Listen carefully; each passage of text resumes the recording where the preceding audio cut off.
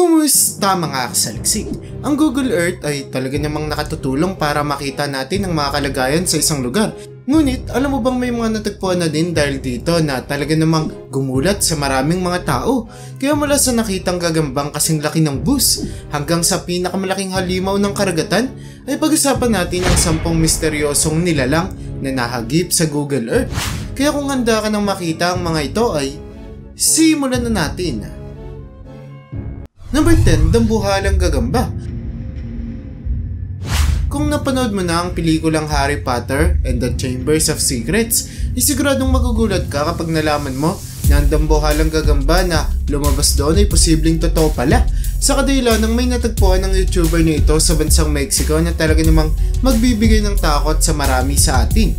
Dulot na matapos niyang suriin maigi ang nilalang ay napagtanto niya na may hugis ito na katulad sa mga gagamba. Ngunit ang talagang gumulat sa kanya ay matapos niyang kalkulahin ang laki nito ay sinasabing kasing laki ang gagamba ng mga ordinaryong bus na nakikita natin sa mga kalsada.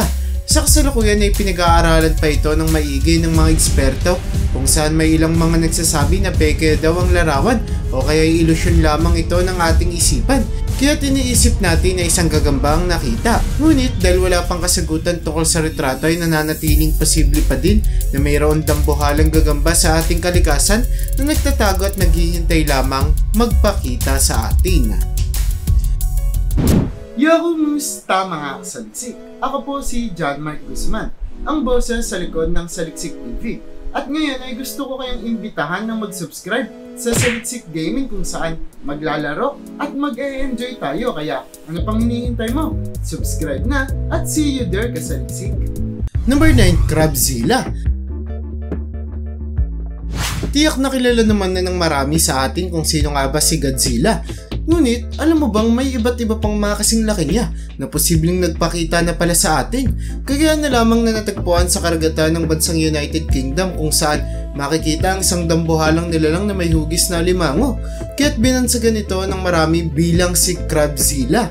Madami man ang nagulat matapos nilang makita ang larawan ay may mga ilan din na nagsabi na maaaring peke o kaya edited lamang ang retrato. Kung saan sinasabi nila na imposibleng magkaroon ng ganyang kalaking alimango na sinasabing 50 talampakan ng lapad sa ating karagatan.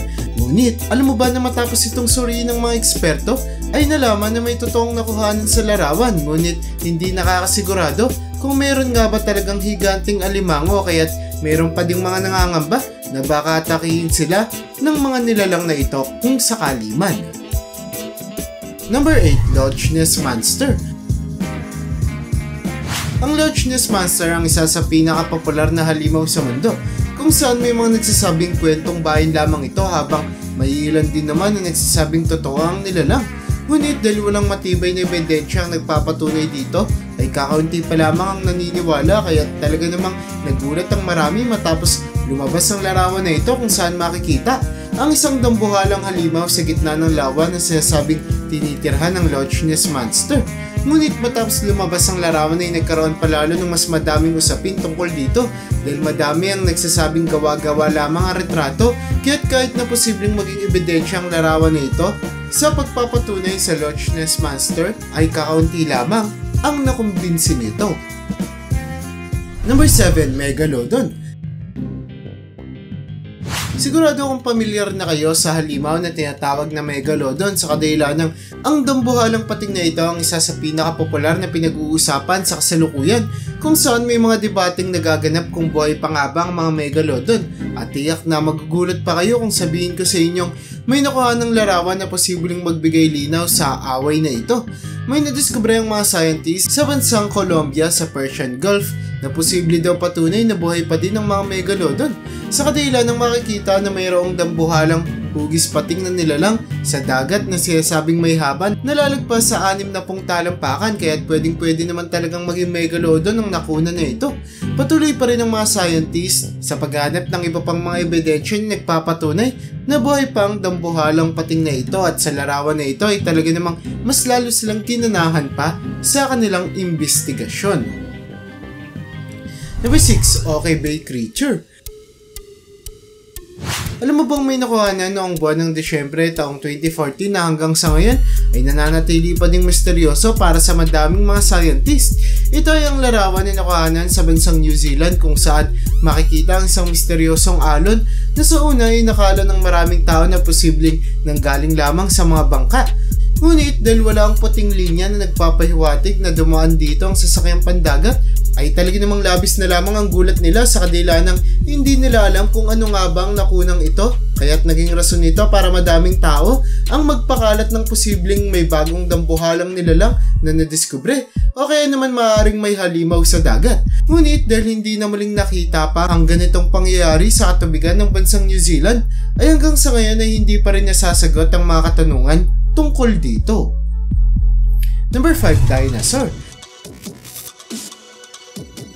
Nakakasigurado akong magugulat ka matapos mong malaman na may nakuha ng larawan sa bansang Italy na posibleng magpatunay na buhay pa ang mga dinosaurs, kung saan makikita sa karagatan ng Montalto Marina ang isang dambuhalang nilalang na sinasabing isang Tanystropius dahil sa haba ng leeg nito na talaga namang tumutugma sa description ng hayop. Ngunit dahil ang ganitong nilalang ay naging extinct na milyong-milyong taon na ang nakararaan, ay talaga namang madami ang kumontra na Tanystropius ang nakunan sa larawan. Ngunit kahit na hindi man dinosaur ang nakunan sa retratong ito, ay hindi naman talaga may pagkakaila na talagang nakakagulat makita ang napakalaking nilalang na ito sa ating karagatan. Number 4, pinakamalaking blue whale. Hindi na bago sa atin ang blue whale ang pinakamalaking hayop na nabubuhay sa ating planeta. Ngunit maniniwala ka ba kung sabihin ko sa iyo na may nadiskubreng blue whale na sinasabing pinakamalaki sa lahat? Ang balyanang ito ay nakunan sa karagatan ng bansang Australia, kung saan talagang makikita ang napakalaki nitong pangangatawan base lamang sa larawan. At matapos kalkulahin ng mga eksperto ang haba ng hayop, ay talagang namang nagulat sila matapos nilang madiskubre na ang laki nito ay lumagpas na sa 200 talampakan na kumpara sa dating pinakamalaking blue whale na 111 talampakan lamang ay talaga namang napakalayo ng agwat nila. Number 3, Arctic Ninja. Sigurado akong ang nilalang na ito ang isa sa pinaka hindi magugusting makita sa ating karagatan sa kadila ng ang itsura nito ay ang mga kadalasan mong makikita sa mga nakakatakot na palabas. Kaya't nang may madiskubring nilalang na posibleng isang ninja sa Arctic Circle ay talaga namang madaming taong nagulat at natakot. Makikita ang nilalang na may mga bahagi na katulad sa mga tao na talaga namang naaayon sa description tungkol sa mga ninja. Ngunit dahil masyadong malabo ang larawan na nakunan, ay hindi pa rin ito naging matibay na ebidensya sa pagpapatunay sa nakakatakot na nilalang, kung saan may ilan pa ngang mga ekspertong nagsasabi na posibleng gawa-gawa lamang ang larawan na ito para magbigay ng takot sa maraming tao at humingi ng atensyon sa social media. Number 2, dambuhalang buwaya. Ang mga buwaya ang isa sa pinaka-natatakutang hayop sa ating karagatan sa kadahilan ng kayang-kaya nilang pumatay at kumain ng isang buong tao. Ngunit ilan kayang tao ang kayang kainin ng buo ng dambuhalang buwaya na ito na nakunan sa karagatan ng bansang Dubai? Kahit na sinasabi ng mga scientists na peke at gawa-gawa lamang ang larawan, ay hindi pa rin imposibleng magkaroon ng ganito kalaking mga buwaya. Sa kadahilan ng kung pagbabasihan natin sa kasaysayan, ay mayroon ng mga ilang nilalang na pinagmula ng buwaya na umabot o humigit pa sa sukat ng nakunan sa retrato.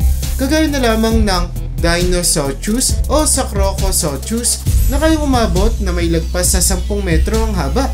Kaya't mabuti na lamang at extinct na ang ganitong mga hayop dahil nakakasigurado akong magiging mahirap maglakbay sa ating karagatan kung buhay pa ang mga ito. Number 1, Kraken. Hindi natin may tatanggi na ang Kraken ang isa sa pinakapopular na halimaw sa ating karagatan. Ngunit dahil lumalabas lamang ito sa mga kwento at walang matibay na ebidensyang nagpapatunay na totoo nga ito, ay talaga namang hindi masasabi na totoo ang halimaw. Ngunit alam mo bang may lumitaw sa larawan sa social media na gumulat sa maraming tao dahil posibleng maging patunay ito na mayroon ngang Kraken sa ating karagatan. Ang larawan ay nakunan sa isla ng Deception sa Antarctica kung saan makikita ang isang nilalang na may haba ng halos 300 talampakan na sinasabing isang Kraken. Ngunit dahil masyadong malabo ang larawan ay hindi ito tinuturing na matibay na ebidensya. Pero dahil sa retratong ito ay mas lumakas ang paniniwala ng maraming tao na posibleng mayroon ngang dambuhalang pusit sa ating karagatan na naging dahilan para mas madaming tao ang matakot na maglayag sa tubig. At yan ang bumabuo para sa listahan natin sa video na ito. Talagang namang napakalawak ng ating karagatan at hindi nakataka-taka kung may makunan pa ditong mga kakaibang nilalang na hindi kaagad mapapaliwanag ng mga eksperto. Kaya para sa'yo, alin sa mga nakakatakot at misteryosong nilalang na ito na nakunan sa Google Earth ang pinakagumulat sa'yo? I-comment mo naman yan sa baba. At hanggang dito na lang muna ang aking bahagi.